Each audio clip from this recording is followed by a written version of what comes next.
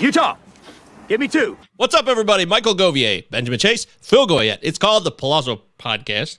Prospects Half Hour. We give you 30 minutes or so of dynasty talk, mixing in prospects of the future, prospects of the now, and anything else that comes to mind in 30 minutes. It's a half-hour show. Follow Benjamin Chase on Twitter at BigGentleBen. Follow Phil on Twitter at Phil of Sports, Phil, of course. And I'm at MJ Govier. The Palazzo Podcast, 2 L's. Utah, give me 2. 2 Z's. So today's show, we're going to continue and finish off the last show. Since we only have 30 minutes, guys, sometimes we run out of time. And last week, you guys had a bunch of stuff that you brought to the table. So that's what we want. But we still had a couple of guys that we want to talk about as far as buy low dynasty targets. So we're going to finish those off. And if we get other commentary from the live chatters, as per usual, we'll stream that in as best we can. What do you guys say? Is that reasonable? Sounds good. Cool. Hey, all right, cool. So a super quick rehash here. Last week's show, we covered, I remember Alex Ramirez of the Mets was one of the guys we talked about. Ben, that was one of your guys, right? I got this week. I got him in a trade this week. Nice. Hey, way to go. Look at you, taking actionable advice from your own show. That's impressive, man. I traded Mike Trout, but I did get Ramirez as part of the return. Hey, there you go. Yeah. Who else did we cover? I can only remember him now. My other one was Luis Matos. Yeah.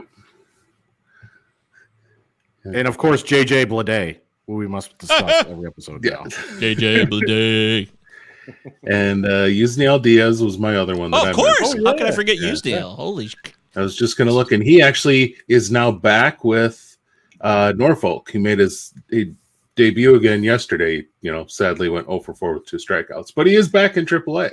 So he's back one step away from the majors. So, yeah, the O's got a lot cooking over there at AAA. You got Mr. Henderson hit for the cycle. Really close to the majors. So yeah. Gunnar Henderson hit for the cycle.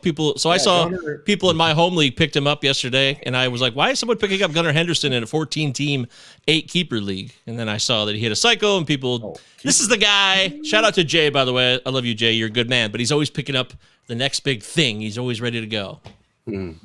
So, yeah, I've been trying to tell y'all for a couple years, Gunnar Henderson, you need to watch him. So I don't know. I didn't see this coming necessarily. He really changed the plate discipline and sort of and with it, a lot of his offensive profile this year. So he always had the athleticism and the power, and I think his defense was better than what he'd been getting credited for. But now he's taking walks and not striking out as much, so it's exciting. And the power has been unleashed. Selecting his pitches has allowed him to really pick which ones to drive, and he always kind of looked like a guy that was going to. The way his approach was previous to this year, he looked like a 20 home run guy that was going to put up 35 doubles. Now, I wouldn't surprise me if that's a 30 home run hitter.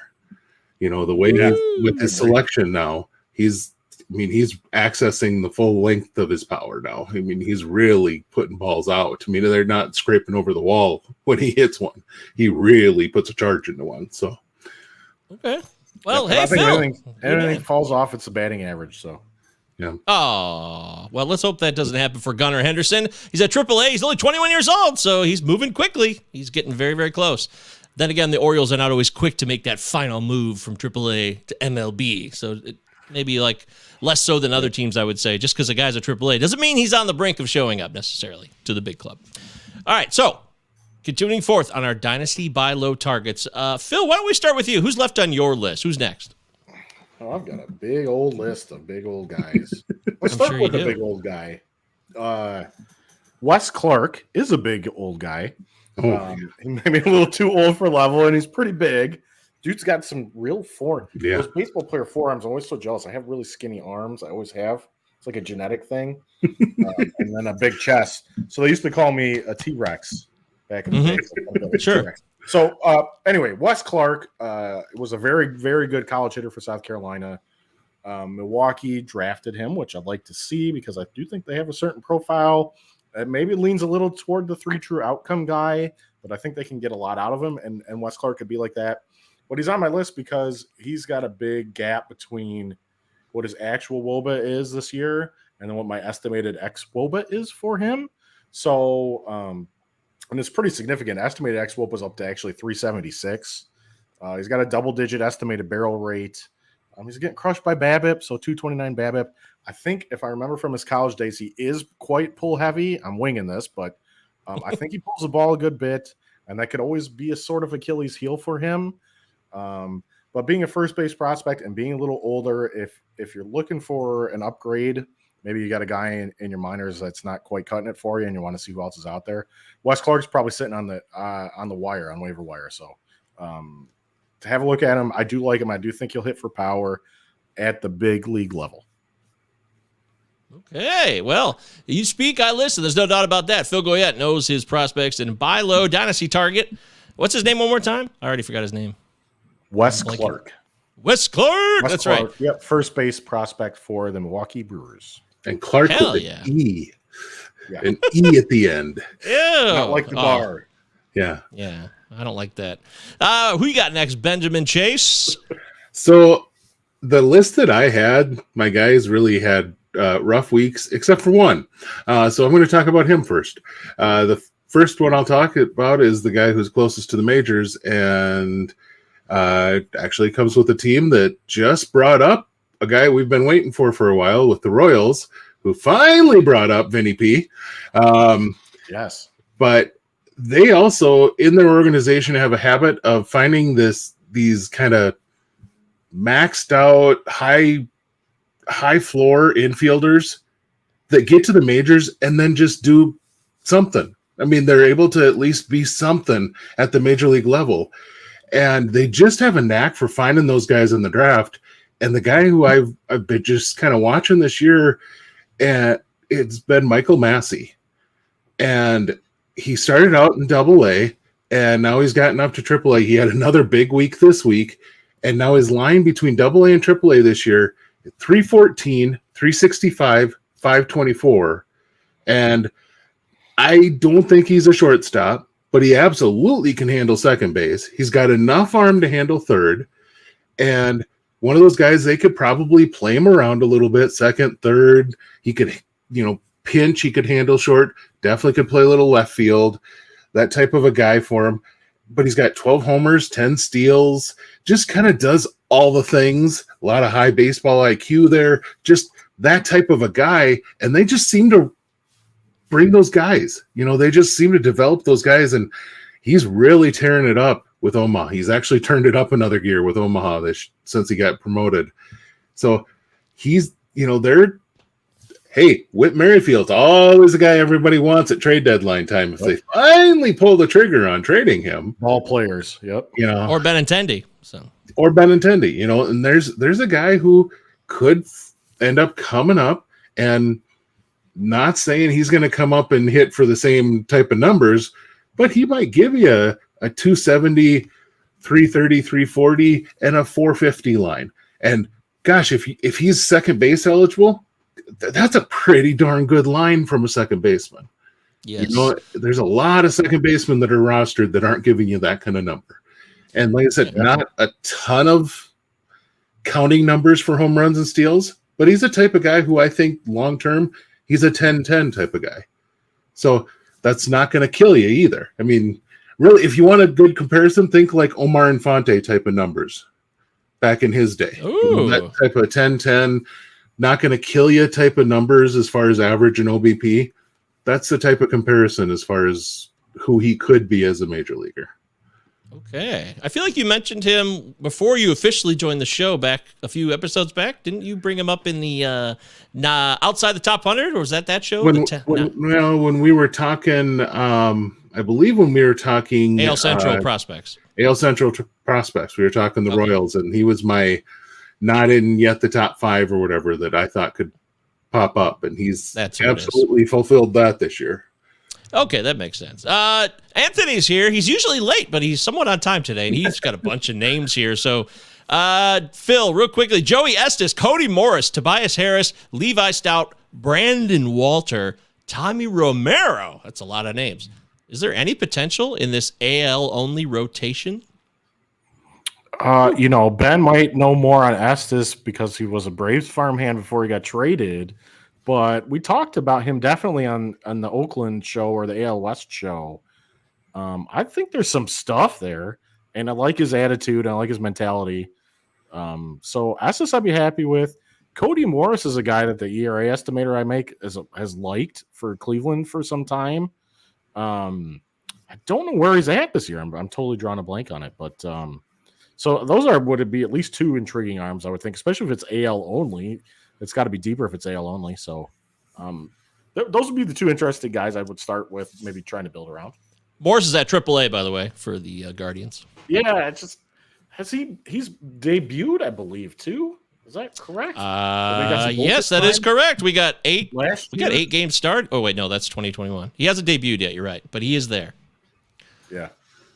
And Brandon Walter's a pretty solid lefty arm in the Red Sox system. And there was a point this year where he and Brian Bello were going back and forth as to who was going to have the better start each week in that Portland rotation. Obviously, Bello has been pushed forward. I like Walter a lot, but I think he's an arm angle type of guy from the left side who he's got 2 really good pitches, and then it really falls off after those 2 pitches. But a lefty sounds reliever-ish. Yeah, but a lefty with that arm angle stuff a lot of times can get away with that for 5. Yeah. For a 5 and drive type of guy, if you can get 5 out of a guy like that, because the one thing he does do is he pounds the zone with what he has. So if you can get through 5 with a guy like that, after that, get out of there. He's probably not going to be a healthy guy to expect 7 out of at the major league level. But that might be a guy to kind of just keep track of if the Red Sox have the type of stuff behind him. Estes, like you mentioned, I love his mentality on the mound. He goes after guys. And attacking, he doesn't really have a true plus pitch, but he's got a lot of stuff that's average to above average, and the way he attacks with it, he really allows it to play up. So, okay. Cecil Cooper is not available still since he retired back in the 80s. That's a callback to our Discord there. That's a Discord recall. Yeah, that was a good one. That's it's not trying to be too inside baseball, but if you're in the Discord, you know what that joke means. We talked about Cecil Cooper. Ben brought up a comp. Which player were you talking about when you comped Cecil Cooper of the 80s? Who was the prospect? That's actually Vinny P. That's Vinny P. Yeah. Okay. Oh, I wanted to ask this before we got off the show real quick because I know I would regret it. And for some reason, I have not heard this guy's name around. And I'm paying attention every day. I really am. I'll miss a few guys here and there, but what is the deal with this Miguel Vargas character? Because suddenly he's getting a lot of run, and I hadn't really caught his name. He's a prospect for the Dodgers. People are saying he might get the call because their outfield is so pathetic right now in terms of having a legitimate starter. 2 of the guys might not even be starters, Trace Thompson and the other guy I can't even remember. So, quickly, Miguel Vargas, this is the type of player that you want to be acquiring in Dynasty, or he's probably already on lockdown? I like him a lot as a third baseman, but I mean, defensively, I think he's a pretty darn good defensive third baseman, and bat-wise, he's a solid bat. But I have seen that they've been playing him a little more around, which to me says we're working to get you ready to come up to the majors, because the Dodgers have a habit of that. If there's a guy that, okay, your bat has shown us we're ready to get you up to the majors, but we don't have that. Why don't you play some left field? Yeah. Go play some left field. Figure out that you can do that. And so Royce Lewis. That's what they did with Lewis earlier this year. Unfortunately, it didn't work out for him. Yeah. If can you play second in the shift? Can you play shortstop in a shift? Can you play a little bit of right field? Can you play and they do that sort of stuff, and you end up with, the great part is you end up with a guy like Muncy when he's not hitting terrible this year. But a guy who ends up with like 4 position eligibles on your dynasty team, which is a really nice thing to have, but it'll be interesting to watch and see how he gets promoted. But he is, I really like Vargas's bat as overall. I think he could be a really good play, but I guess the thing to watch there is, while he's got more discipline, there's a lot of similarity in approach to Edwin Rios. Ooh. And he has kind of had his struggles at the major league level. So just to kind of keep that little bit of, hey, he might walk more than Rios, but at the same time, there's a lot of, they try to put a scalding on the ball when they hit it. They're not just up there trying to get on base. They're trying to beat the crap out of a baseball when they hit it. So don't just, there might be some struggles right away as pitchers figure out their hole and then exploit them for swinging too hard after it. So. Yep. I agree. Yep. And he's young, and he hasn't had much AAA time. So he could be exploitable, but we'll see. Muncy's kind of an interesting comp in a weird way. I guess he doesn't hit for quite as much power, but he should get on base a good chunk. I agree with Ben about the third base defense. I think that makes the most sense for him long term. So maybe he gets bedded in with the team some this year, and then if Turner finally moves on or whatever, he plays third base for him. But the last I can recall watching him was actually back for Great Lakes, I want to say. Great Lakes Loons up in Michigan. Yeah, that's right. Yeah, and nice area. And that was back when they were a full season or low A team, not a high A team. So, but man, he could play third base. Like he looked legit as a third baseman. So, yeah. Well, he might. By the way, Anthony says Cody Moore said Tommy John. That's why he didn't pitch this year. Thanks, guys. Thank you, Anthony. Filling in the cracks on our show here. We need that.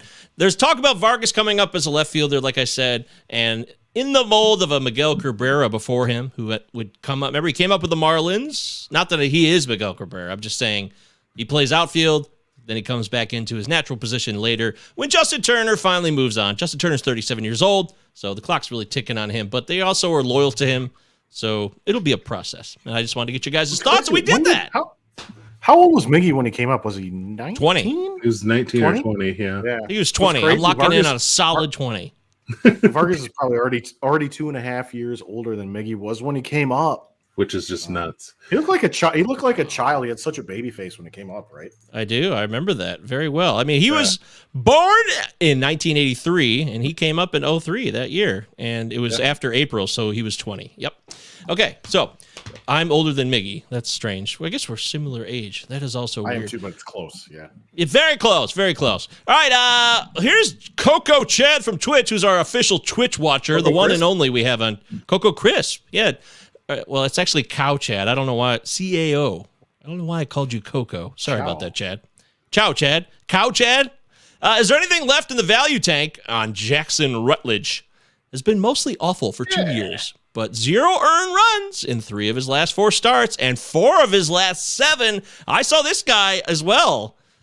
I'm trying to hype up my incredible prowess as a scout, which is total bullshit. But I saw him pitch at Arizona last fall, and I was not impressed at all. I was like, this guy sucks. People were typing him up like he was something special. Only saw him once. It's not fair to him. I don't know him as a human being either. He could be an amazing person. He could be a horrible person. I have no idea. But Jackson Rutledge, Ben, anything there? So one of the things that when I first got into actual watching guys and trying to do some scouting, one of the things somebody told me is once you hit about 6'5", 6'6", there's just, for some reason, there's a button in the human body for pitchers. And keeping their delivery in sync is just not feasible over that point, except for the very, very, very, very elite few. And Rutledge is 6'8". And that is a big, big reason for his issues, is he will get completely out of sync, and all of a sudden his foot is landing and his arm is still back at his hip. And so all of a sudden he's doing nothing but throwing with arm. Or he's landing and his arm is already ready to release and his leg isn't ready to land yet. So I mean, he is just all over the place in his delivery at times. And that is really a big reason why he's struggled in the past. And it was mentioned that he's allowed 0 earned runs in 3 of the last 4. The big thing to me that I see in the 3 of the last 4, he's got 1 walk, 0 walks, 1 walk, 1 walk in those last 4 outings. That's huge for him. But that said, that's coming from a 23-year-old. Yep. Yeah. At low A. Yep. And there's you got to worry a little bit about managing expectations, but it does put him just at least a little bit back onto the radar to at least watch and see. I wouldn't go out and throw him onto my dynasty roster right now. But, as the fan tracks thing has that nice little star you can put next to a guy's name, I might click on that star and highlight him and say, hey, this is a guy that maybe I want to start watching again, because I can tell you before this season and probably in, April, May, when he was spotting up, 8 runs in 3 innings, I probably was taking that star off of his name if I still had it there. So would you be more invested if he converted to relief? It's just all a matter of if he control the ball. I think that's his only chance. I think he's going to have to. Yeah. To Ben's point, maybe if he's in a different org or had a different developmental path, right, where he was a JUCO kid, and then the Nats are just not really famed for their pitching development at this point. So he does throw gas. I remember. So I don't know. I think as a reliever, he's a lot more intriguing than a starter that you're hoping can get through 5 innings without walking 5 guys. So. Okay, well, not a ringing endorsement, but yes, thank you. We try to answer as many questions as we can in 30 minutes or less. The Plausible Podcast, Prospects in other words, Power Govier FM. was right. He sucked. I mean, and I only say that I use hyperbole. I'm just entertaining here, okay? I wonder if people watch this like, hey, you don't know him. That's not very nice. Look, I'm entertaining here. I don't mean any personal harm towards anybody, so just enjoy the show. I care about humanity. I have empathy and all those things. If you need my resume or my CV about how much I care about society or people, or I know that we could be painfully tough on certain people, email me. I'm happy to respond and we can chat about it. But like we talked about last week, the Adopt a Minor Leaguer program was something we pushed last show, and we're going to push that every week. So if you're not familiar with it, go to adoptaminorleaguer.com and check it out. If you could spare a little bit of money, I know there's a lot of penny pinching going on right now. I respect that. I'm living it. We're all living it. Come on. But if you can do it, Ben can vouch for it. He's literally doing it now. He knows that it's worth the time, and he's literally spoken to his minor leaguer, and he knows that it helps and makes a difference. And there's a lot more where that came from who still need help. So don't assume that every minor leaguer has a bunch of cash and is a bonus, baby. By the way, isn't that term is so over, right? We don't even use that term anymore. That's so 1930. But yeah. Big news this week with the Congress and thinking about investigating. And asking for the MILB advocates, I believe, for I don't know if they've subpoenaed them for information or asked them to testify. Now I don't know. I got to dig into the legal stuff a little bit. My initial take is that I doubt the antitrust exemption is going anywhere, but I would not be surprised if it does get used as a bit of a fungo ball, not football. Hey, a fungo ball. To try and chip away at some of the essentially the working conditions that minor leaguers have to play under, and why should they be subjected to treatment that's different than other employees of other organizations because they play a sport or because they entertain for a living? You've seen a lot of the half-assed arguments about they're getting so much beneficial information when they come to the free. When they come to the preseason workouts and they're not paid for it and they've got to pay their own way there and they've got to put themselves up in housing. So I think that some of that shit hopefully will go away from it, especially if they can dangle that antitrust exemption over the owners' heads. I just don't know. I don't know that they're going to go full hog and get rid of it. Anyway, I got off the track there. Full hog. I like that. That's an interesting phrase. Chad's back real quickly.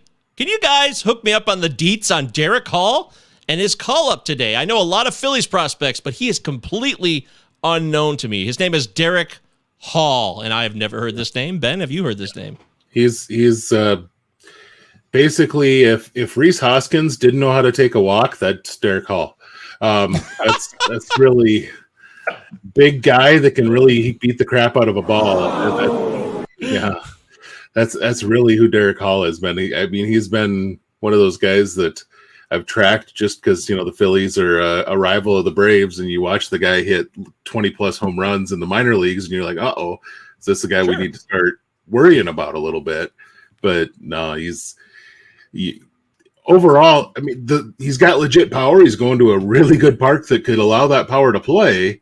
So fantasy-wise, watch how much he's playing, because if he's getting legit playing time, he's definitely in a park where that could play and you could get some numbers out of it. But boy, he's borderline athletic enough to be an outfielder. So he's pretty much a first base DH only. So, I mean, it's, not trying to stamp on his parade or anything, but, He's not even on Yahoo, Ben. I'm typing his name in. He's not even exists in the Yahoo directory, which is, they actually have done a really good job of improving that, going really deep on prospects over the last 5 years. Because there was a time you couldn't find, like, the top 5 prospects wouldn't even be in their directory. So I'm not shitting on them. They do a good job, but that's how unknown Derek Hall is to me. Phil, you agree with Ben's sentiments? Yeah, yep. I'm just saying he's nearly 27 years old too, and he's getting Bull Durham. Remember prospect. Dylan Cousins? Yeah, I thought Dylan Cousins would be a power hitter, but that never worked out. Yeah, and then he went to professional. Did he go professional wrestling or something crazy like that? I think he did. Yeah. He definitely quit baseball. That's for sure. He was a 2-sport star. All right, I'm wasting time. We got a few minutes left. I want to finish this list. Ben, give me one more name. Well, this is one that Phil We might finish like your to list. hear. Phil might like to hear this one because it's Matthew Thompson, and he's a Chicago White Sox guy. And he's the White Sox have had a habit of recently picking some big arm preps, and he's kind of that guy out of Texas. But he's really struggled with his control before this year, and just he could throw the ball really hard, just didn't know where it was going. And he kind of started the year looking pretty similar. But in the month of June, he's got an under 7% walk rate. That strikeout rate, it was borderline 20% for a flamethrower. That's really not great.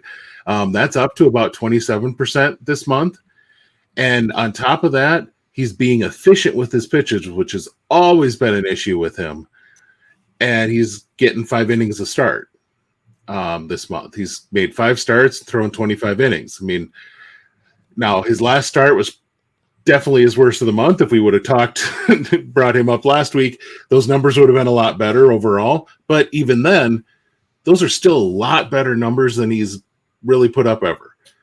And this is a guy that he's got legit, at least middle of the rotation type of stuff with a big arm and a couple of breaking balls that could work as a big league pitch.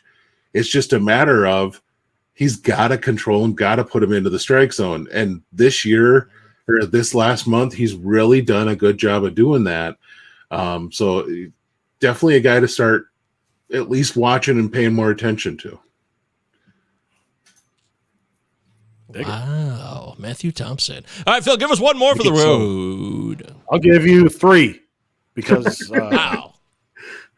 Give me 3. These guys were on the list last week. 3. Their prices went up since last week. Malcolm Nunez for the Cardinals, I believe, hit a shit ton of home runs this week. The estimator liked him because it said he should have been hitting for more power than he actually was. He's at AA. He's 21 years old. He maybe can play third base, probably not, but he's hitting the crap out of the ball. So Malcolm Nunez was a buy low. Sammy Siani of the Pittsburgh Pirates, who plays enough defense that he should be able to play in the bigs. Also, my estimators see a little more there, at least in the power hitting department. So Siani's a guy I actually picked up in a trade this week. He's a throwing guy. So Sammy Siani for the Pittsburgh Pirates, high A. And then Anthony Volpe, who has also kind of turned it around in the last week or two. So people were, I think, worried about him early in the year because he was off to a slow start. That was probably the real time to buy low on him. Last week would have been nice. At this point, I don't know how low you're buying, but I think he's legit. He's a legit player. So if you can get your hands on him, maybe you still do. Okay, well, that was a nice speed round of the final buy low dynasty targets for Benjamin Chase and Phil Goyette, and I just say words in between. This is the Palazzo Podcast, Prospects Power Half Hour. We do 3 different types of shows a week. We do this show, and we do a one-on-one show. Tomorrow, Chris Towers will be on. Me and Chris Towers will be talking directly from CBS. CBS. I like to say CBS like Brent Musburger used to say in the 80s. CBS. That's before he got Still fired. Can't do it very well. So. Of course, that's right. Although my friend and I, when he switched to ABC, he did college football, so we always got a healthy dose of Brent Musburger every fall. Oh God! And we always used to call him. We would call him Butt Musburger. Hello, everybody. I'm Butt Musburger. I don't know why we do that. It's just something to do. Kids are idiots. They're here at the big house, and I am half in the bag already. You're looking live at me, half cocked, and we're at the big house. There it is. Excellent show, gentlemen. Thank you, Jared. Thanks to Chad from Twitch. Thanks to everybody who chimed in. Anthony, thanks for correcting us, or at least enlightening us about Cody Morris and his Tommy John. Morris. What happened to him? You can follow, you got to. Follow Ben on Twitter, Big Gentle Ben. Follow Phil at Phil of Sports, PHIL. And MJ Govier, Palazzo Podcast, 2 L's, 2 Z's. Give me and 2. We'll be back next Wednesday. Next week's 4th of July. I think we might be off. Is it Wednesday or Not Tuesday? over here. I don't know. Yeah, I mean, I'll do a show maybe. I think the 4th of July is on a Tuesday. Anyways, we'll let you know if there's any changes. And if you want to be updated, you should be following the Twitter or be in the Discord, which is totally free. You can talk to these guys in there when we're not broadcasting. All right. I think I said it all. Bye.